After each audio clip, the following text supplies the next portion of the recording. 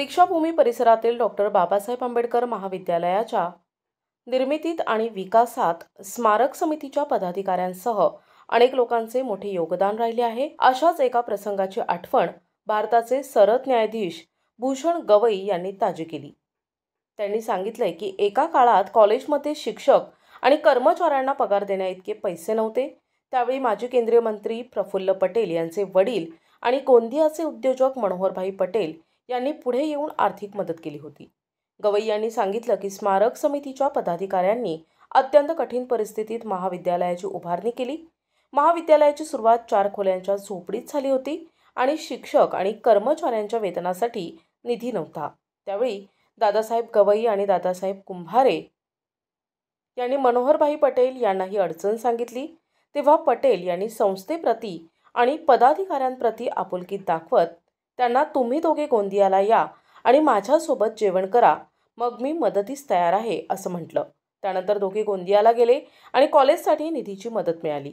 आज हेच महाविद्यालय वेगळी ओळख निर्माण करत आहे असे सीजेआय भूषण गवई यांनी नमूद केलंय। मला अजूनही दिवस आठवतात ते की ज्यावेळेला मी लहानपणी त्यांच्यासोबत यायचो। एका बैठ्या चाळीमध्ये 4 खोल्यांमध्ये एक तात्पुरती इमारत होती। त्या तात्पुरत्या इमारतीतून कॉलेज चालायचं आणि अजूनही आठवते मला की एकदा त्यांच्याजवळ स्टाफला पगार देण्याकरता पैसे नव्हते। आर्थिक परिस्थिती समितीची एवढी गंभीर होती।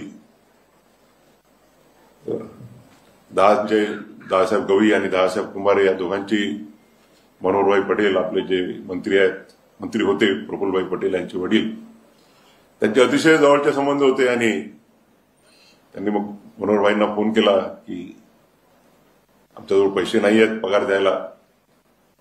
मनोहरभाई म्हणाले ठीक आहे, तुम्ही तुम्हाला पैसे देतो, पण एक अट आहे की तुम्ही दोघेही जण गोंदियाला या, माझ्याकडे जेवण करा आणि पैसे घेऊन जा।